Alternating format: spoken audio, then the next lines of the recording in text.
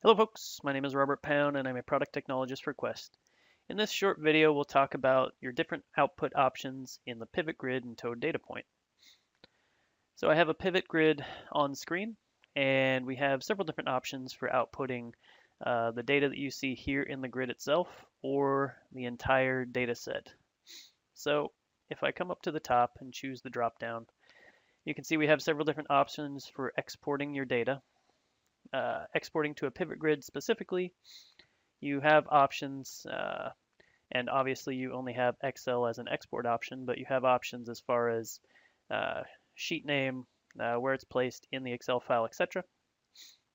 And let me go ahead and export this out. And once it completes, it asks whether we want to open the file. Let me go ahead and open it. It's brought back not only the pivot, but also the data. So now we have the full data in a separate tab. And as we click on the pivot, we can go ahead and further manipulate it as we see fit. So our other export options, we can export just the grid.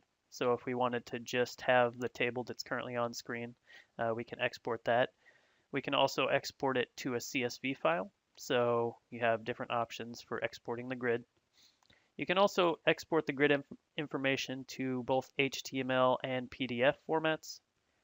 So if I go ahead and export this out to HTML and open it, you can see how it's presented in HTML, and PDF is similar.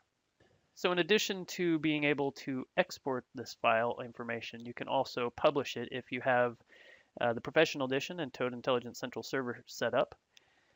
You can publish the file itself, which will publish your pivot grid file. You can also publish the data as a data set.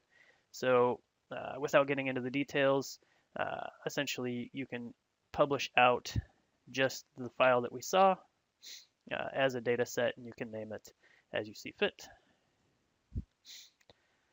And lastly, you also have the ability to store this data into local storage. So again, I won't get into the details, but essentially you can save this grid information as a new table in your local storage. Additionally, when working in automation, you have many of these options as well. So again, looking at the pivot grid step, we can select our pivot grid, and then we have export options, similar to what we had in the pivot tab. And that wraps up the output information for the pivot grid. Hopefully this video was helpful. For more information on this or other topics, you can check out the help file. It has a wide range of information and tutorials to help get you started.